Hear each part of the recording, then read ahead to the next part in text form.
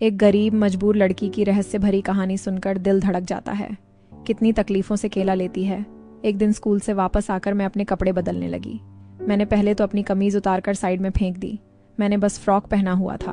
मैं जाकर अलमीरा से दूसरे कपड़े लेने लगी। तभी अचानक पीछे से आकर मेरे जीजा जी ने मुझे दबोच लिया। मैं गिड़गिड़ाते रही। वह नहीं माने और उन्होंने मेरी कुंवारी जवान को छक लिया। मैं आपको उसे दिन की पूरी घटना विस्तार से बताती हूँ। मेरा नाम मंजू है और मेरी उम्र 18+ है। मैं कक्षा 10वीं की छात्रा हूँ। अभी 3 साल पहले ही मेरी बड़ी बहन का विवाह हुआ है और वह अपने पति के साथ अपनी ससुराल में मज़े से रह रही है। मेरे जीजा की दिल्ली में कपड़े की दुकान है। हम 2 ही बहाने हैं। हमारे पिताजी एक कारखाने में मुंशी हैं। एक दिन जीजा जी शाम के समय हमारे घर आ गए। माँ पिताजी उन्हें देखकर काफ़ी खुश हुए। दीदी की शादी के बाद जीजा जी का हमारे घर का यह तीसरा चक्र था। पहले चक्र जिस समय जीजा दूल्हे बनाकर घर आए थे, दूसरा जब वह मेरी दीदी को छोड़ने आए थे, और तीसरा आज वह अपने व्यापार के सिलसिले में गाजियाबाद आए थे और 2 दिन जीजा जी को हमारे यहाँ रुकना था। मुझे उन्हें देखकर बड़ी खुशी हुई।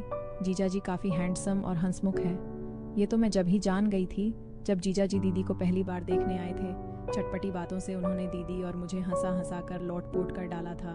उनके आ जाने पर मैंने मन में तय कर लिया था कि रात को उनके ढेर सारे लतीफ़े सुनूंगी। खाना खाने के बाद जीजा जी का बिस्तर एक कमरे में लगा दिया गया। मैं उनकी हंसी भरी कहानी सुनाने के लिए उनके कमरे में आ गई। तब वह एक गाना सुन रहे थे। मुझे छेड़ने के लिए उन्होंने सही गाना चुना था। फिर मैं जाकर उनके पास बिस्तर पर बैठ गई। गाना खत्म होने के बाद वह मुझे किसी से आदि सुनाने लगे। पहला किस्सा ही कुछ इस प्रकार था कि मैं शर्म से पानी पानी हो गई। वह किस्सा सेक्सी था। ऐसी बीच जीजा ने मेरा कोमल हाथ अपने हाथों में ले लिया और हल्के से दबाते हुए बोले, लतीफ़ा पसंद आया साली जी। मैं जवाब नहीं दे पाई। अपना हाथ छोटा कर मैं उनके बिस्तर से उठ खड़ी हुई। मुझे नींद आ रही है। मैंने बहाना बनाया। जीजा जी बोले, अरे कहाँ चल दी, यही सो जाओ। जीजा जी ने मेरी कलाई पकड़ ली और एक झटके से मुझे खींच लिया। मैं उनकी गोद में आ गिरी तो मुझे छूकर जीजा जी ने बिना मौका गवाई मेरे होठों पर होंठ रखकर चूम ले ली।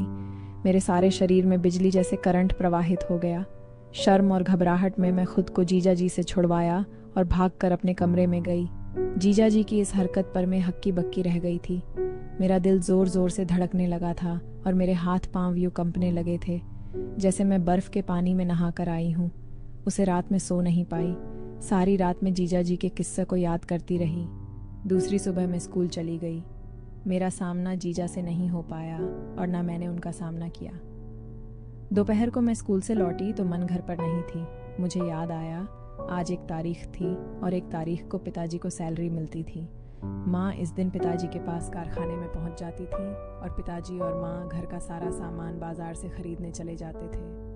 घर में पूरा सन्नाटा था और जीजा जी अभी अपने काम के सिलसिले में बाहर गए थे।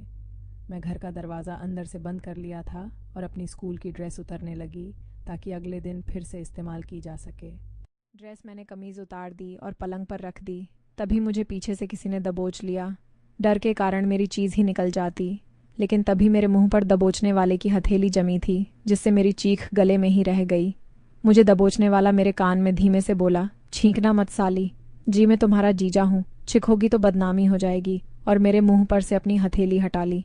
छोड़िए, मैं कांपते हुए बोली, यह गलत बात है।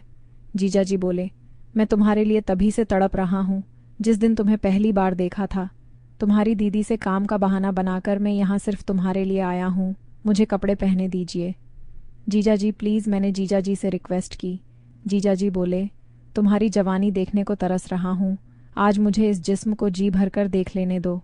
यह कहते हुए जीजा जी ने मेरे गुदगुदी उपहार पर हाथ रख दिए और उन्हें सहलाने लगे।